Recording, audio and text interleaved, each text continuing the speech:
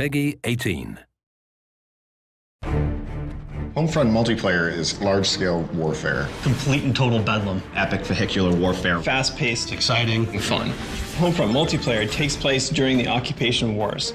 This is the time when the Korean army was invading the US after a deadly EMP attack and cyber attack. The remnants of the US military are kind of off, still trying to hold on and fight off the Korean invasion as best they can. The battles really take place in various locations, from suburban cul-de-sacs to department stores to a highway interchange, so you get to experience a wider swath of America.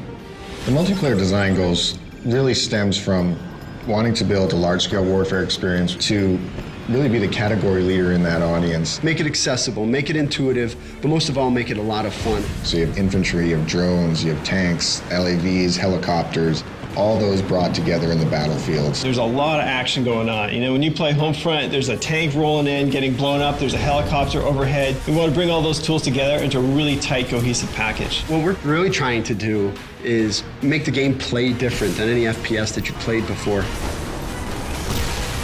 The whole idea behind vehicles and Homefront is you should get in and start having fun right away. This is not the kind of game where you need to spend 2 hours learning how to fly a helicopter.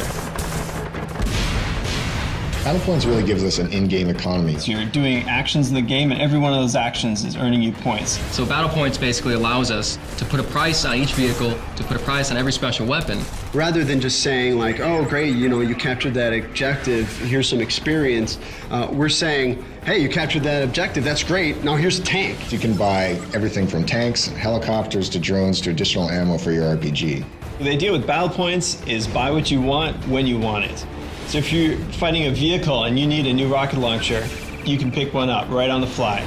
The near future setting for Homefront gives us the ability to bring in some near future technology like drones. What drones add to the game is a lot of new and interesting types of ways to fight your enemy and to fight them without putting yourself at risk. I may spawn in the game initially and deploy my recon drone, and I start marking different targets.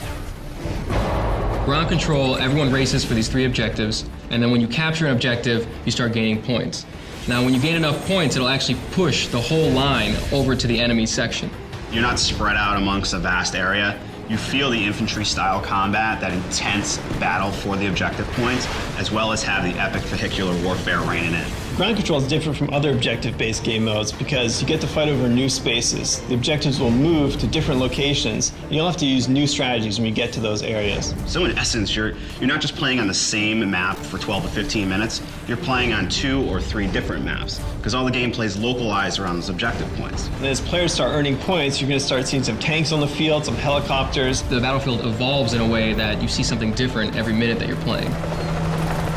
Homefront is doing dedicated servers. In console games, you can get up to 32 players. In PC, obviously, it's even more important to have dedicated servers. After Homefront ships, I'm probably gonna kick back by playing Homefront and destroying noobs online. It's interesting, as a developer, you have pretty much like one day where you know a lot more than everyone else at the game. After that one day, you're getting your ass kicked like everyone else.